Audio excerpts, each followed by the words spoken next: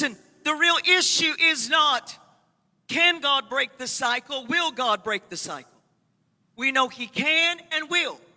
Amen. The real question is this: will we allow God to break the cycle?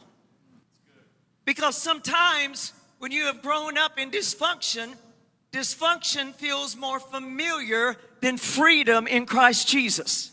Amen.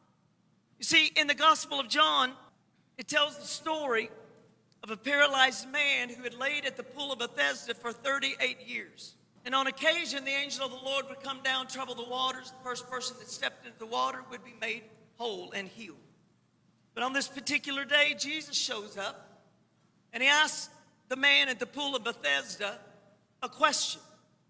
And the question was this: do you want to be made well? I've seen a few people in my revival services that I wanted to ask, now, do you really want to be made well? Because I could tell if God healed them of their issue, they wouldn't have an issue to talk about to draw a crowd around them anymore. Jesus said, do you want to be made well? Now, how many know when Jesus asks a question, He's not looking for information?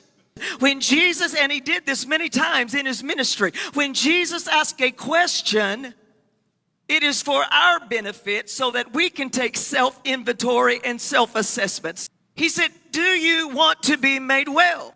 How many know the answer to this question is not hard?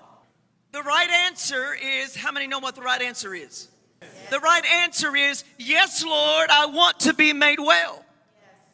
But instead the man says, but Lord, I have nobody to put me in the water. But Lord, you see, it's like this. Every time I try to get into the prayer line, somebody always cuts me off. In other words, this is the reason I am the way that I am, Jesus. But see, there's an important principle right here, and it's this. If you want to break the cycle, then you've got to stop making excuses for the cycle that you are in. How many know when Jesus says, do you want to be made well? You don't say, but Lord, my daddy was like this and mama and them was like this, and dysfunction and drugs and all this, it just runs in the family. No, and tonight I'm not trying to diminish anyone's pain, but listen, precious, at some point you may have to say, you know what? My life may have been jacked up for 38 years, but if Jesus is standing before me right now asking, do I want to be made well? Then the answer is simple. It's just, yes, Lord, yes, I want to be made well. Come on, somebody give the Lord a praise.